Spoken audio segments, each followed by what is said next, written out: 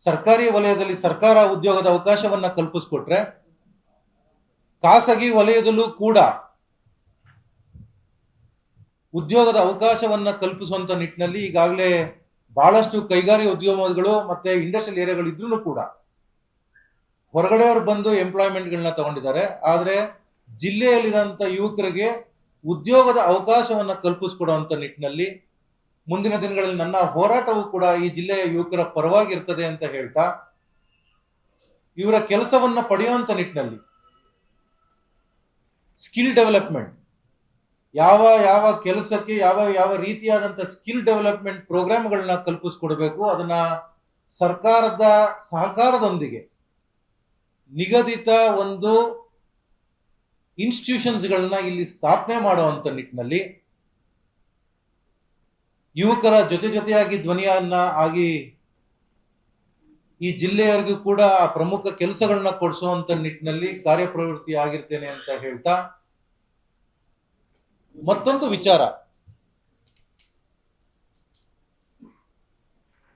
ಏನು, ಪದವೀಧರರಾದ ನಂತರ ಸ್ಪರ್ಧಾತ್ಮಕ ಪರೀಕ್ಷೆಗಳಿಗೆ ತಯಾರಾಗ್ತಿರೋ ಅಂತ ಮಕ್ಕಳಿಗೆ ನೂತನವಾಗಿ ಪ್ರಾರಂಭವಾಗಿರುವ ಶ್ರೀವೇಣು ಟಿವಿಎಸ್ ಶೋರೂಮ್ನಲ್ಲಿ ಟಿವಿಎಸ್ ಕಂಪನಿಯ ಎಲ್ಲಾ ರೀತಿಯ ಪೆಟ್ರೋಲ್ ಮತ್ತು ವಿದ್ಯುತ್ ಚಾಲಿತ ಬೈಕ್ಗಳಿಗಾಗಿ ಎಂದೇ ಭೇಟಿ ನೀಡಿ. ವಿಳಾಸ ಬೈಪಾಸ್ ರಸ್ತೆ, ಮಾರುತಿ ನೆಕ್ಸಾ ಕಾರ್ ಶೋರೂಮ್ ಪಕ್ಕ, ಕೋಲಾರ. ಹೆಚ್ಚಿನ ಮಾಹಿತಿಗಾಗಿ ಸಂಪರ್ಕಿಸಿ 9986333899 ಅಥವಾ 9986933299. ಈಗ ಖಾಸಗಿ ವಲಯದಲ್ಲಿ ಬಹಳಷ್ಟು ಕೂಡ ಇನ್ಸ್ಟಿಟ್ಯೂಷನ್ಸ್ ಇದೆ. ಆದ್ರೆ ನಮ್ಮ ಜಿಲ್ಲೆಯಲ್ಲಿ ಈ ಜಿಲ್ಲೆಯಲ್ಲೂ ಕೂಡ ಬಹಳಷ್ಟು ಬಡ ಮಕ್ಕಳು ಕೂಡ ಈ ಜಿಲ್ಲೆಯಲ್ಲಿ ಇರುವಂತದ್ದು. ಅವರಿಗೆ ಅನುಗುಣವಾಗಿ ಅವರಿಗೆ ಸಹಕಾರವನ್ನ ಮಾಡುವಂತ ನಿಟ್ಟಿನಲ್ಲಿ ಸರ್ಕಾರದ ಸಹಕಾರದಿಂದ ಅವರಿಗೆ ಇನ್ಸ್ಟಿಟ್ಯೂಷನ್ಸ್ಗಳನ್ನ ಕಲ್ಪಿಸ್ಕೊಟ್ಟು ಅಡ್ವಾನ್ಸ್ಡ್ ಲೈಬ್ರರಿ, ಅವರ ಓದುಗಳಿಗೆ ಬಹಳಷ್ಟು ಅಡ್ವಾನ್ಸ್ ಆಗಿ ಓದಿ ಅವರಿಗೆ ಸಹಕಾರ ಅಂತ ನಿಟ್ಟಿನಲ್ಲಿ ಮುಂದಿನ ದಿನಗಳಲ್ಲಿ ಮಾಡ್ತಾ ಅಂತ ಹೇಳ್ತಾ ಇರ್ತೇನೆ.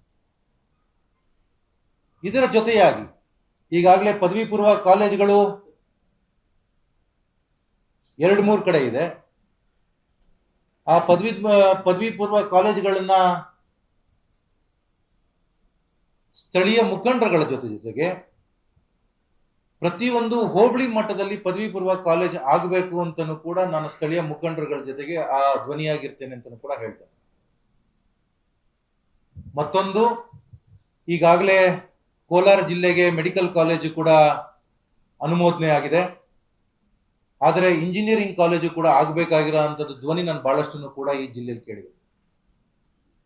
ಅದಕ್ಕೂ ಕೂಡ ನಮ್ಮ ಶಾಸಕರೊಡನೆ ಕೂತ್ಕೊಂಡು ಚರ್ಚೆಯನ್ನ ಮಾಡಿ ಅದಕ್ಕೂ ಕೂಡ ಯಾವ ರೀತಿಯಾಗಿ ಈ ಜಿಲ್ಲೆಗೆ ಅದನ್ನ ಕೊಡಿಸ್ಬೋದು ಅನ್ನೋದು ನಿಟ್ಟಿನಲ್ಲಿ ಸ್ಥಳೀಯರ ಮುಖಂಡರ ಜೊತೆಗೆ ನಾನು ಚರ್ಚಿಸಿ ಅದಕ್ಕೂ ಕೂಡ ಧ್ವನಿಯಾಗಿರ್ತೇನೆ ಅಂತ ಹೇಳಕ್ ಬಯಸ್ತಾ ಇದ್ದೇನೆ. ಬಹಳಷ್ಟು ಕೂಡ ಉದ್ಯೋಗದ ಕೊರತೆಗಳಿರೋದ್ರಿಂದ ಯುವಕರುಗಳು, ಅದರಲ್ಲೂ ಕೂಡ ಕೋಲಾರ ಜಿಲ್ಲೆಯಲ್ಲಿ ರೈತಾಪಿ ವರ್ಗ ಜಾಸ್ತಿ ಇದ್ದು, ಈ ರೈತಾಪಿ ವರ್ಗದಲ್ಲಿ ಬಹಳಷ್ಟು ಯುವ ಸಮೂಹ ಕೂಡ ತೊಡ್ಕೊಂತಾ ಇದೆ ಅನ್ನೋದು ಕೂಡ ಒಂದು ಖುಷಿಯಾಗಿದೆ. ಅವ್ರಿಗೂ ಕೂಡ, ಅದರಲ್ಲೂ ಕೂಡ ಪದವಿಯನ್ನ ಪಡೆದು ರೈತರಾಗಿ ಕೆಲಸ ಮಾಡ್ತಿರೋ ಅಂತ ನಮ್ಮ ಪದವೀಧರ ಮಿತ್ರರಿಗೂ ಕೂಡ ಅಗ್ರಿಕಲ್ಚರಲ್ಲಿ ಅಡ್ವಾನ್ಸ್ಡ್ ಎಜುಕೇಶನ್, ಅದು ಮಿಷನರೀಸ್ಗಳನ್ನ ಬಳಕೆ ಮಾಡುವಂತ ನಿಟ್ಟಿನಲ್ಲಾಗಿರ್ಬೋದು, ಅಥವಾ ಹೊರ ದೇಶದಲ್ಲಿ ಯಾವ ರೀತಿಯಾದಂತ ರೈತರಿಗೆ ಅವಕಾಶವನ್ನ ಕಲ್ಪಿಸ್ಕೊಡ್ತಾ ಇದೆ ಆ ರೀತಿಯಾದಂತ ಅವಕಾಶವನ್ನ ಇಲ್ಲಿನ ರೈತರ, ಅದರಲ್ಲೂ ಕೂಡ ಪದವೀಧರ ರೈತರಿಗೆ ತಲುಪಿಸುವಂತ ನಿಟ್ಟಿನಲ್ಲಿ ನಾನು ಸಹಕಾರವನ್ನ ಮಾಡ್ತೇನೆ ಅಂತ ಹೇಳಕ್ ಬಯಸ್ತಾ ಇದ್ದೀನಿ. ಇವೆಲ್ಲವನ್ನು ಕೂಡ ದೊಡ್ಡ ಮಟ್ಟದ ಆಸೆ ಆಕಾಂಕ್ಷೆಗಳನ್ನ ಇಟ್ಕೊಂಡಿರೋಂಥವ್ರು ಈ ಕ್ಷೇತ್ರದಲ್ಲಿ ಯಾವ್ದಾರ ರೀತಿಯಲ್ಲಿ ನಾನು ಸಹಕಾರವನ್ನ ಮಾಡಿ ಒಂದು ಸಾಕ್ಷಿ ಗುಡ್ಡೆಯನ್ನ ನಿರ್ಮಾಣ ಮಾಡಲೇಬೇಕು ಅಂತೇಳಿ ಈ ಕ್ಷೇತ್ರವನ್ನ ಆಯ್ಕೆ ಮಾಡ್ಕೊಂಡು ನಾನು ಬಂದಿರುವಂಥದ್ದು. ಉದ್ಯೋಗ ಸೃಷ್ಟಿಯನ್ನ ನಮ್ಮ ಸರ್ಕಾರ ಮಾಡ್ತಾ ಇದೆ. ಉದ್ಯೋಗ ಸೃಷ್ಟಿ ಯಾರು ಮಾಡಿಲ್ಲ ಅನ್ನೋದನ್ನು ಕೂಡ ಇವತ್ತಾಗಲೇ ಜನತೆಗೆ ಗೊತ್ತಾಗಿದೆ. ಇದರ ಜೊತೆಯಾಗಿ ಒಂದು ಕಡೆ ಸರ್ಕಾರಿ ನೌಕರರಿಗೆ ಬಹಳ ಬೇಡಿಕೆ ಆಗಿರೋಂಥ OPS ಈಗಾಗಲೇ ನಮ್ಮ ಪ್ರಣಾಳಿಕೆಯಲ್ಲಿ ಕಾಂಗ್ರೆಸ್ ಪಕ್ಷ ಅಧಿಕಾರಕ್ಕೆ ಬರೋದಕ್ಕಿಂತ ಮುಂಚಿತವಾಗಿಯೇ 2003 ಕೇಂದ್ರದಲ್ಲಿ ಬಿಜೆಪಿ ಸರ್ಕಾರ ಏನು OPS ನ ತೆಗೆದಾಕಿ NPS ನ ಅನುಷ್ಠಾನಕ್ಕೆ ತಂದಿತ್ತು, ಈಗ ನಮ್ಮ ರಾಜ್ಯದಲ್ಲಿ ನಮ್ಮ ಸರ್ಕಾರ ಅಧಿಕಾರ ಬರೋದಕ್ಕಿಂತ ಮುಂಚೆ ಪ್ರಣಾಳಿಕೆಯಲ್ಲಿ OPS ನ ಜಾರಿ ಮಾಡ್ತೀವಿ ಅಂತ ಹೇಳಿ ಪ್ರಮಾಣವನ್ನ ಮಾಡಿದ್ದೇವೆ. ಪ್ರಣಾಳಿಕೆಯಲ್ಲಿ ಗ್ಯಾರಂಟಿಯಾಗಿ ಕೊಟ್ಟಿದ್ದೇವೆ. ಬಹಳಷ್ಟು ಗ್ಯಾರಂಟಿಗಳನ್ನ ಆಗ್ಲೇ ನಾವು ಅದನ್ನ ಅನುಷ್ಠಾನಕ್ಕೆ ತಂದಿದ್ದೇವೆ. ಅದರಲ್ಲಿ ಯುವ ನಿಧಿಯೂ ಕೂಡ ಒಂದು. ಯುವಕರಿಗೆ ಸಹಕಾರ ಆಗುವಂತ ನಿಟ್ಟಿನಲ್ಲಿ ಯುವ ನಿಧಿಯನ್ನು ಕೊಡ್ತಾ ಇದ್ದೇವೆ. ಅದರ ಜೊತೆಗೆ 6ನೇ ಗ್ಯಾರಂಟಿ OPS ಅದನ್ನು ಕೂಡ ಜುಲೈಯಲ್ಲಿ ನಮ್ಮ ಸರ್ಕಾರಿ ನೌಕರರ ಸಮಾವೇಶದಲ್ಲಿ ನಮ್ಮ ಉಪಮುಖ್ಯಮಂತ್ರಿಗಳು ಹಾಗೂ ಮುಖ್ಯಮಂತ್ರಿಗಳು ಇಬ್ಬರೂ ಕೂಡ ಅದನ್ನ ಪುನರುಚ್ಚಾರಣೆಯನ್ನ ಮಾಡಿ ಖಂಡಿತವಾಗ್ಲೂ ಕೂಡ ನಾವು OPS ನ ಜಾರಿಯನ್ನ ತಂದೆ ತರ್ತೀವಿ ಅಂತ ಹೇಳಿ ನಿಟ್ಟಿನಲ್ಲಿ ಸರ್ಕಾರಿ ನೌಕರರಿಗೆ ನಾವು ಪ್ರಮಾಣವನ್ನ ಮಾಡಿದ್ದೇವೆ. ಅದರ ಸರ್ಕಾರಿ ನೌಕರರ ಜೊತೆಗೂ ಕೂಡ ನಾನು ಇರ್ತೇನೆ ಅಂತ ಹೇಳಿ ಬಯಸ್ತಾ ಇದ್ದೇನೆ. ಇಲ್ಲಿವರೆಗೂ ನಾವು ಯಾವ್ಯಾವ ರೀತಿಯಾದಂತ ಪ್ರಮಾಣವನ್ನ ನಾವು ಸರ್ಕಾರದಲ್ಲಿ ಮಾಡಿದ್ದೇವೆ, ಪ್ರತಿ ಒಂದನ್ನು ಕೂಡ ಅನುಷ್ಠಾನಕ್ಕೆ ತಂದ್ಕೊಂಡು ಬಂದಿದ್ದೀವಿ. ಈಗ ಮೊನ್ನೆ GKVKಯಲ್ಲಿ ಆದಂತ ಒಂದು ಅಗ್ರಿಕಲ್ಚರ್ ಯೂನಿವರ್ಸಿಟಿ ಆದಂತ ಒಂದು ಕಾರ್ಯವನ್ನು ಕೂಡ ತಮಗೆಲ್ಲ ಗೊತ್ತಿದೆ. ನಮ್ಮ ಪಕ್ಷ ಯಾವತ್ತಿದ್ರೂ ಕೂಡ ಯುವಕರ ಪರವಾಗಿ, ಯುವಕರ ಧ್ವನಿಯಾಗಿ ನಾವು ಕೆಲಸ ಮಾಡ್ಕೊಂಡು ಬಂದಿದ್ದೇವೆ. ಅವರಿಗೆ ಸಹಕಾರವನ್ನ ಮಾಡ್ಕೊಂಡು ಬಂದಿದ್ದೇವೆ ಅಂತ ಹೇಳಕ್ ಬಯಸ್ತೇನೆ. ಮುಂದಿನ ದಿನಗಳಲ್ಲಿ ಈ ಕ್ಷೇತ್ರಕ್ಕೆ ಯಾವ್ಯಾವ ರೀತಿಯಾದಂತಹ ಸಹಕಾರವನ್ನ ಮಾಡಬೇಕು,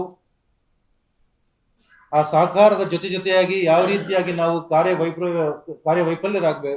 ಕಾರ್ಯಪ್ರವೃತ್ತಿಯರಾಗಬೇಕು, ಆ ರೀತಿ ನಮ್ಮ ಮುಖಂಡರ ಜೊತೆಗೆ ಚರ್ಚೆಯನ್ನ ಮಾಡಿ ಪ್ರತಿಯೊಂದು ಹೆಜ್ಜೆಯನ್ನು ಇಟ್ಕೊಂಡು ಬರ್ತಾ ಇದ್ದಾರೆ. ಶಿಕ್ಷಕರು ಎಲ್ಲರೂ ಕೂಡ ಕೇಳೋದು ಒಂದೇನೆ, ನಾವು ಯಾರಿಗೆ ಮತದಾನವನ್ನ ಮಾಡ್ತೇವೆ, ಯಾರು ನಾವು ಆಯ್ಕೆಯನ್ನ ಮಾಡಿ ಕಳಿಸ್ತೇವೆ, ಅವ್ರು ಕೇಳೋದು ಒಂದು 2-3 ಸಣ್ಣ ಸಮಸ್ಯೆಗಳಷ್ಟೇನೆ. ಸರ್ಕಾರಿ ಕಚೇರಿಗಳಲ್ಲಿ ಅವರಿಗೆ ಸಣ್ಣ ಪುಟ್ಟ ಏನು ಕೆಲಸಗಳಾಗಬೇಕಾಗಿದೆ ಆ ಕೆಲಸಗಳನ್ನ ಮಾಡ್ಕೊಡುವಂತ ನಿಟ್ಟಿನಲ್ಲಿ ಅವ್ರ ಧ್ವನಿಯಾಗಿದೆ. ಖಂಡಿತವಾಗ್ಲೂ DDP ಆಫೀಸ್ ಆಗಿರ್ಬೋದು, BO ಆಫೀಸ್ ಆಗಿರ್ಬೋದು, ಅಥವಾ ಎಜುಕೇಶನಲ್ ಇನ್ಸ್ಟಿಟ್ಯೂಷನ್ಸ್ ಅಲ್ಲಿ ಇರೋಂತ ಶಿಕ್ಷಕರ ಸಮಸ್ಯೆಗೆ ನಾನು ಖಂಡಿತವಾಗ್ಲೂ ಕೂಡ ಸ್ಪಂದಿಸಿ ಶಿಕ್ಷಕರಿಗೆ ಯಾವುದೇ ರೀತಿಯಾದಂತ ತೊಡಕುಗಳು ಆಗದೇ ಇದ್ದಂತ ರೀತಿಯಲ್ಲಿ ನಾನು ಕೆಲಸವನ್ನ ಮಾಡ್ತೇನೆ. ಅವ್ರು ಕೇಳೋದಿಷ್ಟೇನೆ, ನಮ್ಗೆ ಯಾವತ್ತೂ ಕೂಡ ಕಾಯಿಸ್ಬೇಡಿ, ನಮ್ಮ ಫೈಲ್ಸ್ ಏನಿದೆ ಅದು ಯಾವುದೇ ಹಂತದಲ್ಲಿ ಇದ್ರೂ ಕೂಡ ಅದನ್ನ ಪಾಸ್ ಮಾಡಿಸ್ಕೊಡಿ ಅಂತ ಕೇಳ್ತಾರೆ. ಅವರ ಪರವಾಗಿ ಉದ್ಯೋಗ ಸೃಷ್ಟಿಯ ಉದ್ಯೋಗವನ್ನ ಕೇಳ್ತಿರೋಂತ ಏನು ನಮ್ಮ ಯುವ ಪೀಳಿಗೆಗಾಗಿರ್ಲಿ, ನಾವು ಇವ್ರುಗಳಿಗೆ ನಾವು ಸ್ಪಂದಿಸಲಿಲ್ಲ ಅಂತಂದ್ರೆ ನಾವು ಯಾವ ರೀತಿಯಾದಂತ ಕೆಲಸವನ್ನ ನಾವು ಈ ಕ್ಷೇತ್ರದಲ್ಲಿ ಮಾಡಕ್ ಸಾಧ್ಯ? ಪೂರ್ಣವಾಗಿ ಮೇಲ್ಮನೆಯಲ್ಲಿ ಪದವೀಧರರಿಗೆ ಅಂತಾನೆ ಸೃಷ್ಟಿ ಮಾಡಿರೋಂಥ ಈ ಪದವಿಯನ್ನ ನಾವು ಪೂರ್ಣ ಪ್ರಮಾಣವಾಗಿ ನಾವು ಅವರಿಗೆ ಸಹಕಾರವನ್ನ ಮಾಡದಲೇ ಇದ್ರೆ ನಾವು ಈ ಕ್ಷೇತ್ರದಲ್ಲಿ ಯಾವ ರೀತಿಯಾದಂತ ಕೆಲಸವನ್ನ ಮಾಡಬಹುದು? ಇಲ್ಲಿ ತನಕ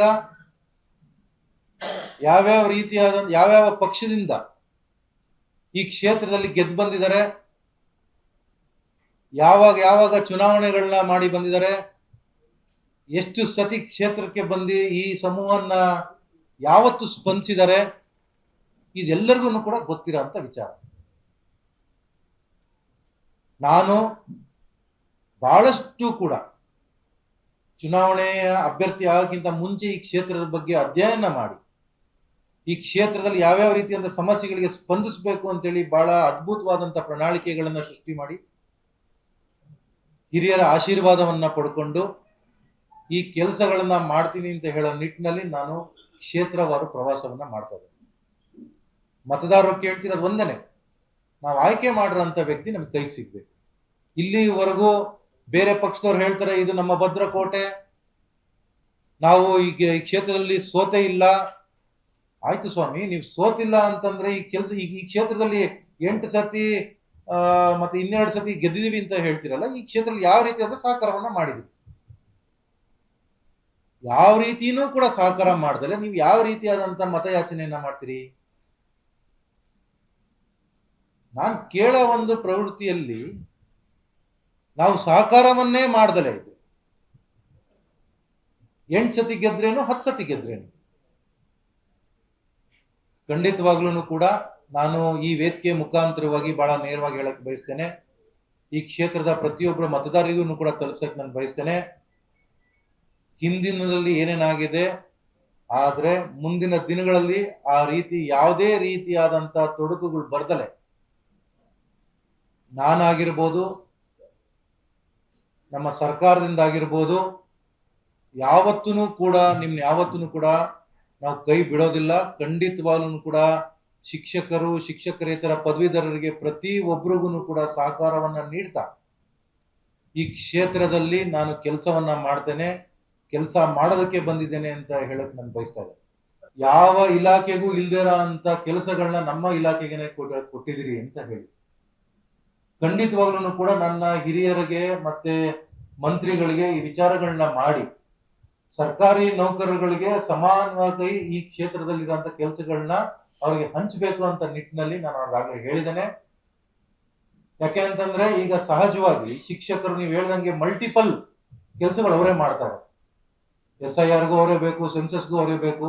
ಆದ್ರೆ ಒಂದೇನು ಅಂತಂದ್ರೆ ಅವರು ಕರೆಕ್ಟ್ ಆಗಿ ಮಾಡ್ತಾರೆ ಅಂತ ಅವ್ರ ನಿಯೋಜನೆ ಆಗಿದ್ರು ಕೂಡ ಈಗ ಒತ್ತಡಗಳು ಜಾಸ್ತಿ ಆಗಿದೆ. ಆ ಒತ್ತಡದಿಂದ ಒಂದ್ ಕಡೆ ನೀವು ಸ್ಕೂಲ್ಗಳಲ್ಲಿ ನಮ್ಗೆ ಪರ್ಸೆಂಟೇಜ್ ಬಂದಿಲ್ಲ ಅನ್ನೋದನ್ನು ಕೂಡ ಒಂದು ಕೂಗು ಒಂದ್ ಕಡೆ ಕೇಳ್ತಾ ಇದಾರೆ. ಈಗ ಪಾಠ ಮಾಡಕ್ ಆಗ್ತಿಲ್ಲ ಅನ್ನೋದನ್ನು ಕೂಡ ಶಿಕ್ಷಕರು ಹೇಳ್ತಾ ಇದಾರೆ. ಅದನ್ನ ಅತಿ ಶೀಘ್ರದಲ್ಲೇ ನನ್ನ ಹಿರಿಯರು ಯಾರಿದ್ದಾರೆ, ಪುಟ್ಟಣ್ಣವರು, DT ಶ್ರೀನಿವಾಸ್ ಸಾಹೇಬ್ರಾಗಿರ್ಬೋದು, ನಮ್ಮ ರಾಮೋಜಿ ಗೌಡ್ರಾಗಿರ್ಬೋದು, ಆಮೇಲೆ ರಮೇಶ್ ಬಾಬು ಅವರಾಗಿರ್ಬೋದು, ಅವ್ರ ಜೊತೆ ಎಲ್ಲ ಕೂತ್ಕೊಂಡು ಈಗಾಗಲೇ ಸಮಾಲೋಚನೆ ಮಾಡಿದ್ದೇವೆ.